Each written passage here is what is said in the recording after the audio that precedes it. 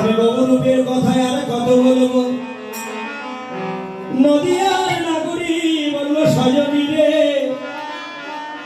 বলে কে বলে গৌরাঙ্গ ভালো রে, আর কে বলে গৌরাঙ্গ ভালো।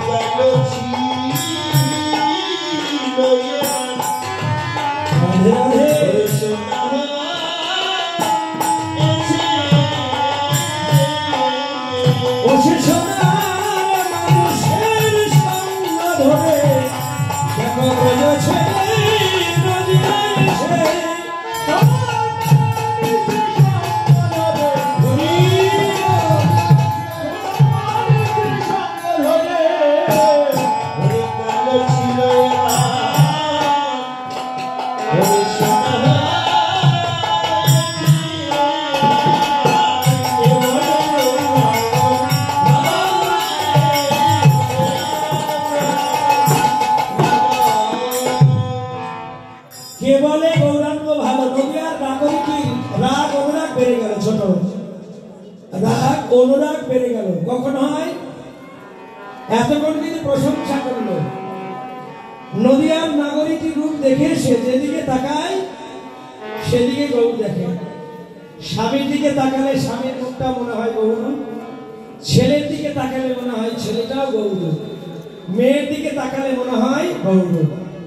চৈতন্য চরিতামৃতে কি বললেন? যাহা যাহা নেত্র করে তাহা তাহা কৃষ্ণ করে। কৃষ্ণময় কৃষ্ণ যার ভিতর বাহিরে, যাহা যাহা মানে যেখানে যেখানে এই নয়নটা পড়ে সেখানে সেখানে কৃষ্ণ স্ফুরে। এটাই কৃষ্ণ ভক্তের স্বভাব। কিভাবে? যেমন বিদ্যানগরের রাজা রায় রামানন্দ ছিলেন না? মহাপ্রভুর ইচ্ছা হলো যখন মহাপ্রভু হরিনাম শুনতে চান কার কাছে যায়? রায় রামানন্দের কাছে যায়। রায় রামানন্দের কাছে যখন গেলেন, রামানন্দ তুমি কিছু কৃষ্ণ কথা বলো। বলো প্রভু আমি কৃষ্ণ কথা কি জানি, তোমায় কি বলবো? কহরাই বিদ্যা মধ্যে কোন বিদ্যাসার? প্রশ্ন করেছিল না?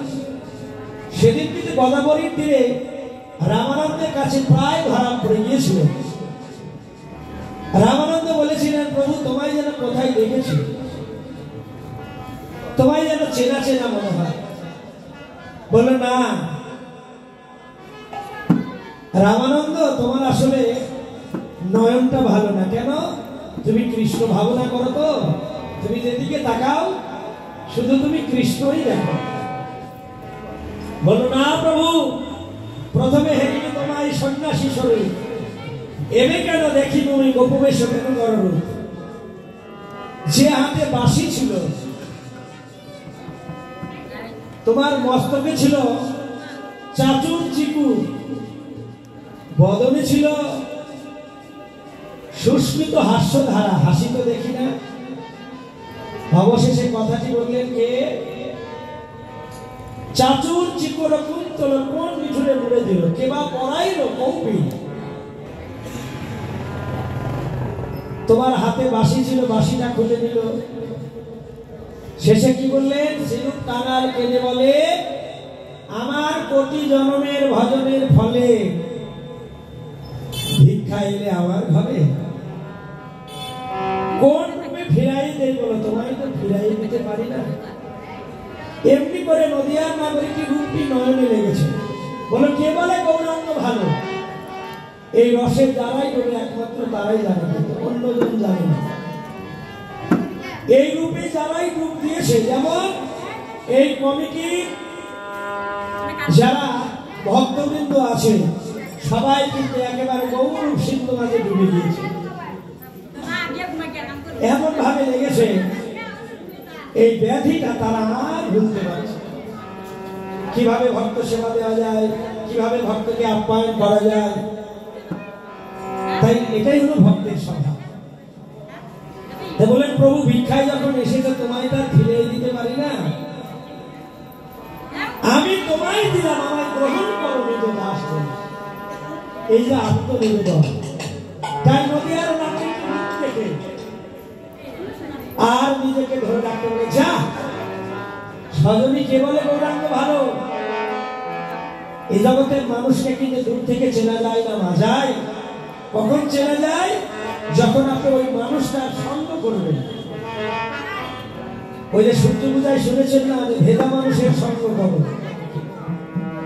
কেমন ভেজা মানুষ? যারা গুরু ধরেছে একমাত্র তারাই জানে। গুরু না ধরলে হবে না। গুরু শব্দের অর্থ কি? অন্ধকার।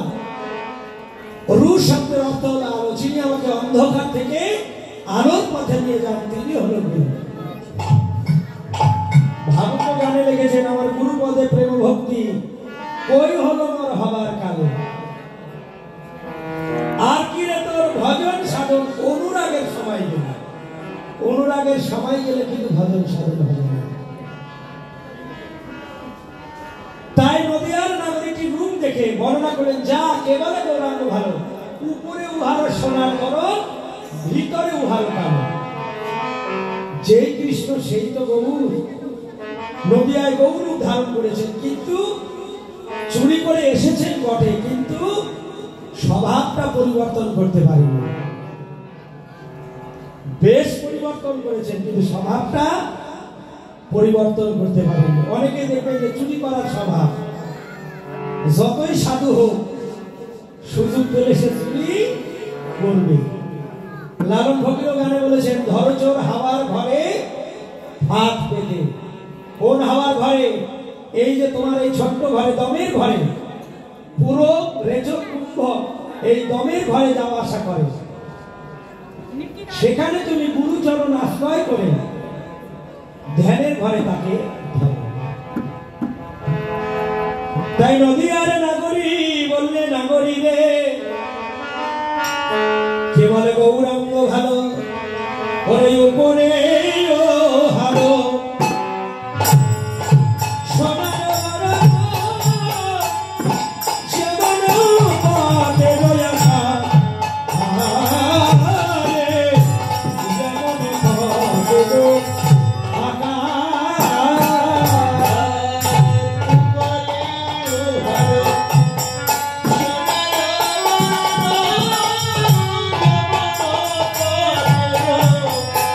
Ah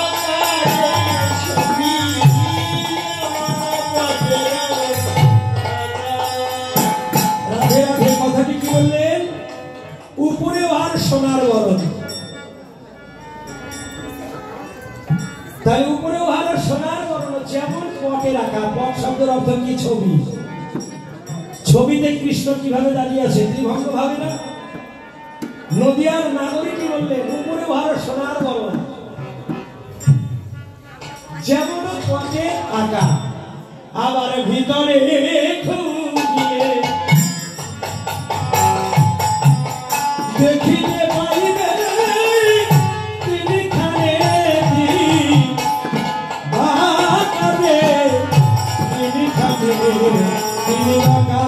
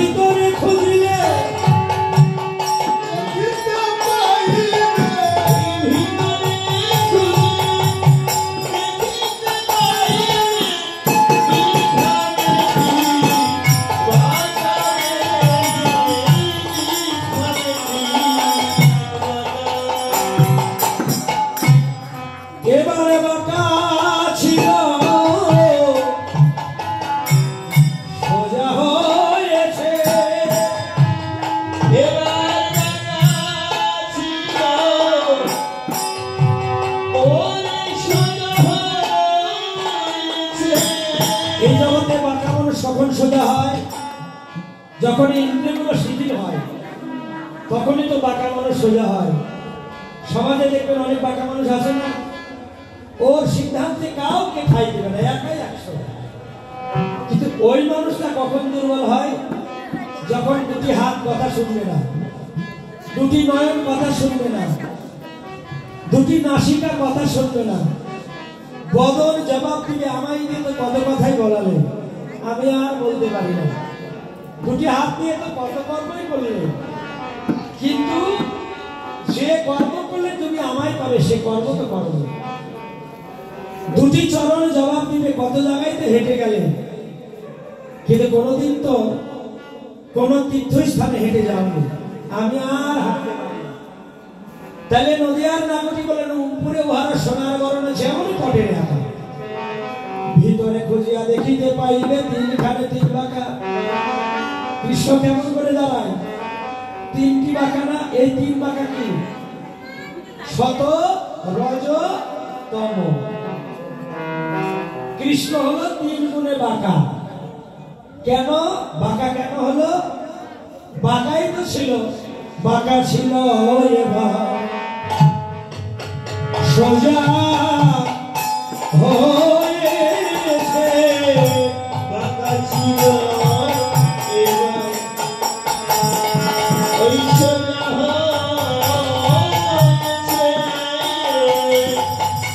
ও সে সোজা মানুষে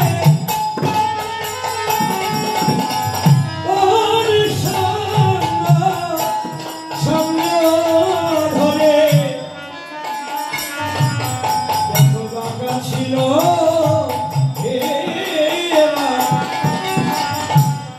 সোজা হয়েছে ওই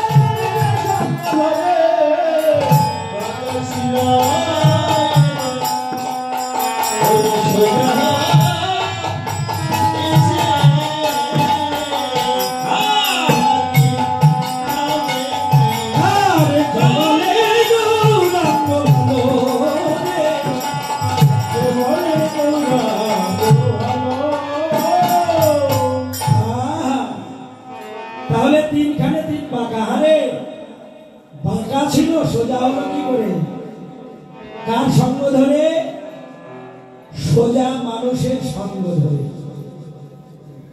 আজ এখানে আসার কারণ কি? যারা একটু বাঁকা তারা আছে, এখানে এসে কেউ যদি ভক্তের চরণ ধুলাই যদি গড়াগড়ি যায়, বাঁকা মানুষই সোজা হয়ে যায়। আর নদিয়ার নাগরিকই দেখলেন, ও করে হারো সোনার যেমন পটে দয়া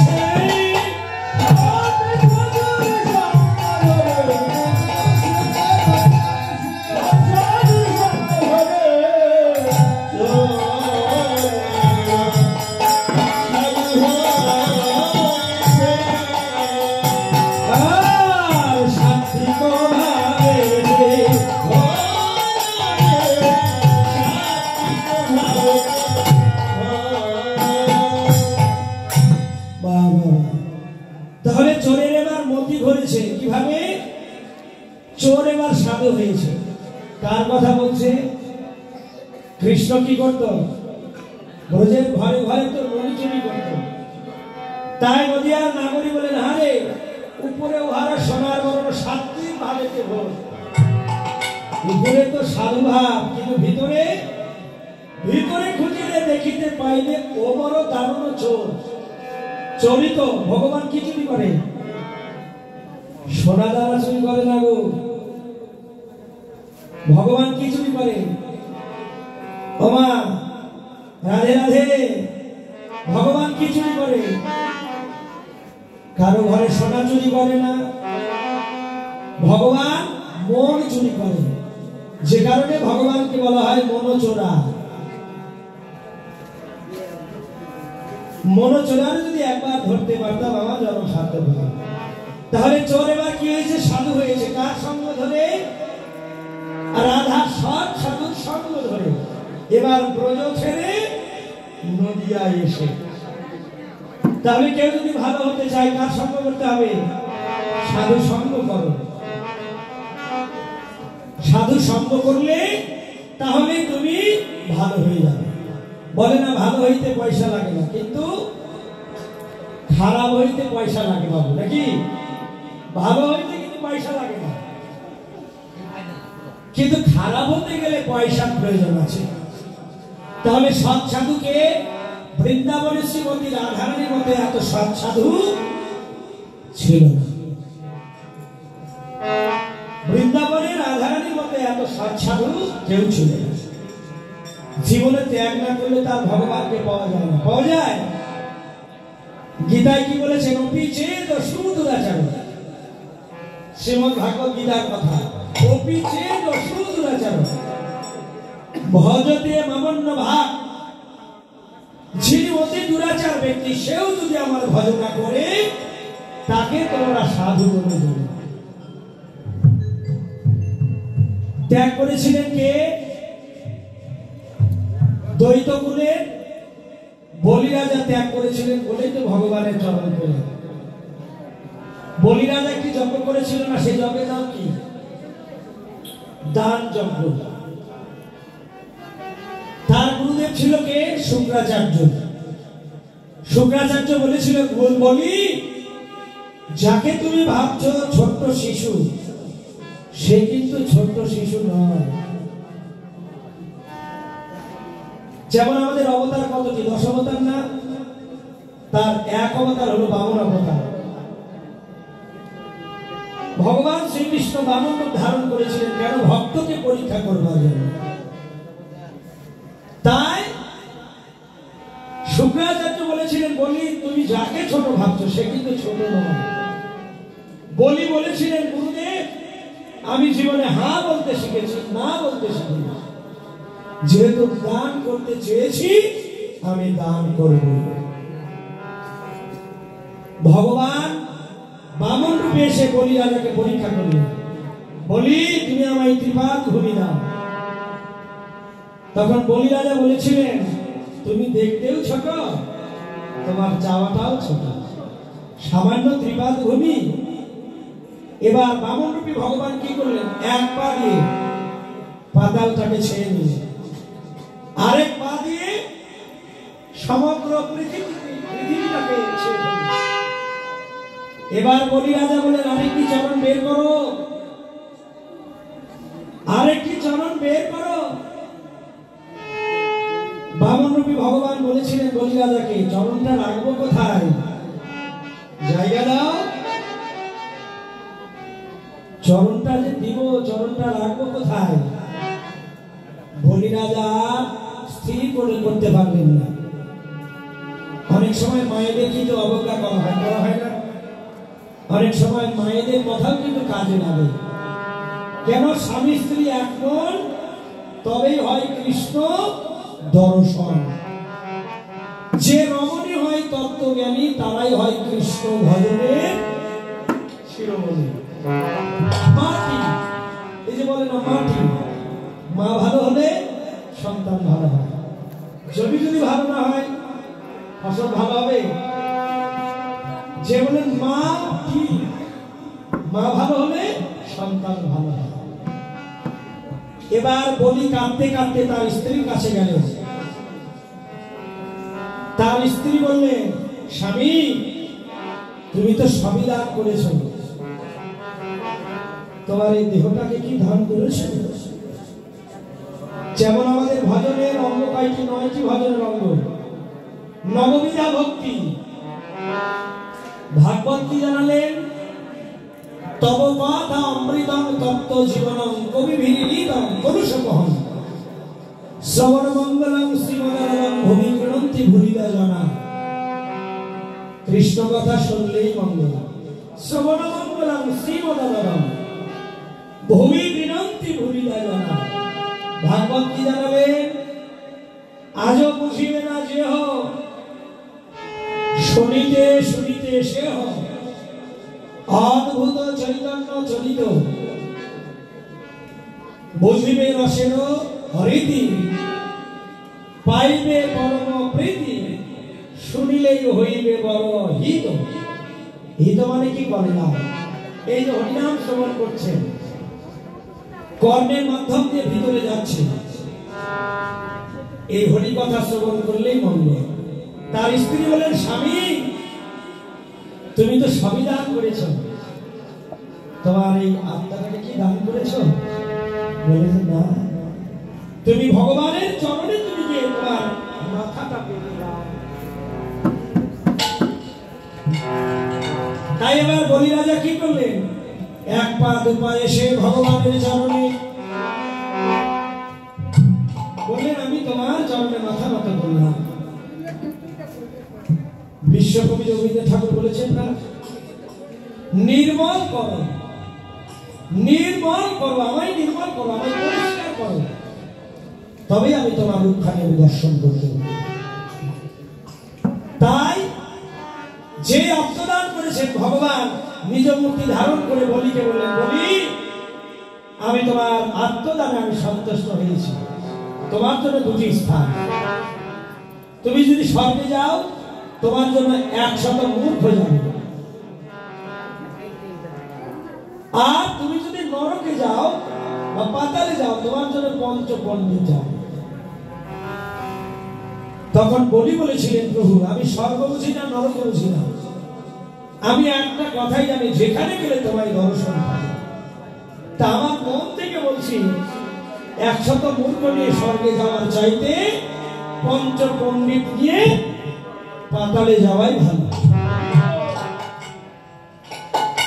এবার বামনরূপী ভগবান বলেন, বলি তুমি যে পাতালে যাবে,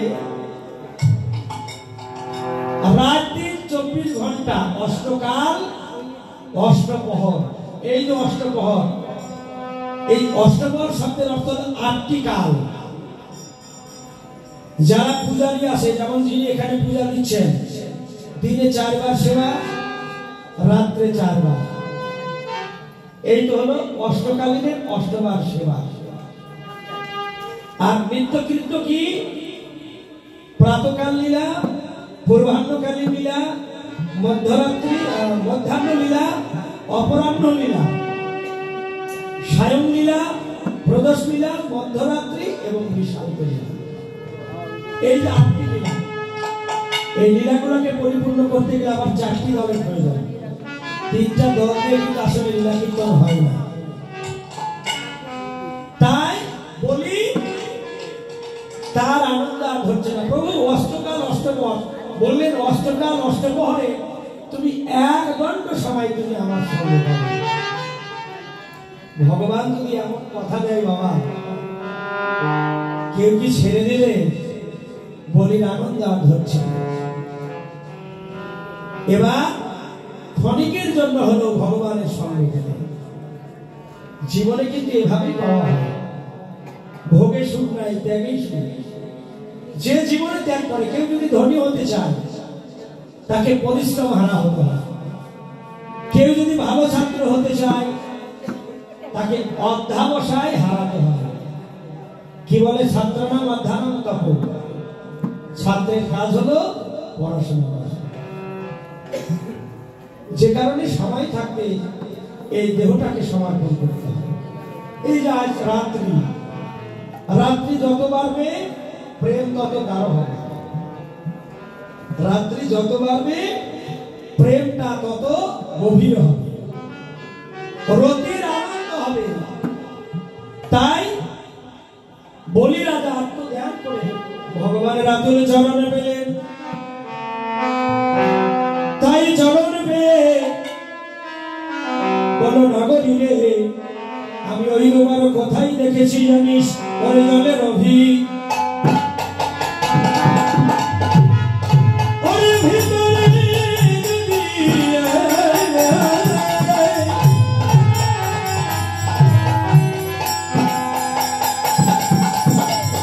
ওরে ডুবে দেখে ও গোরা রে,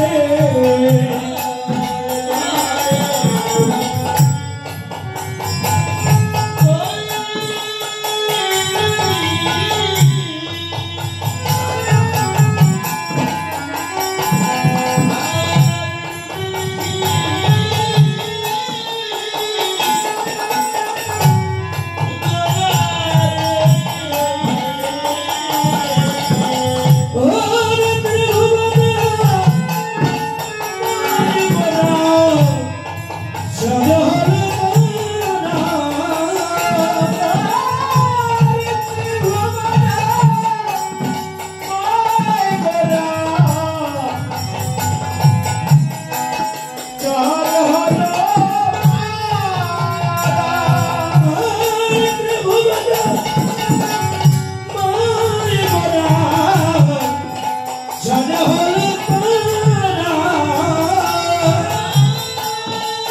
হলো না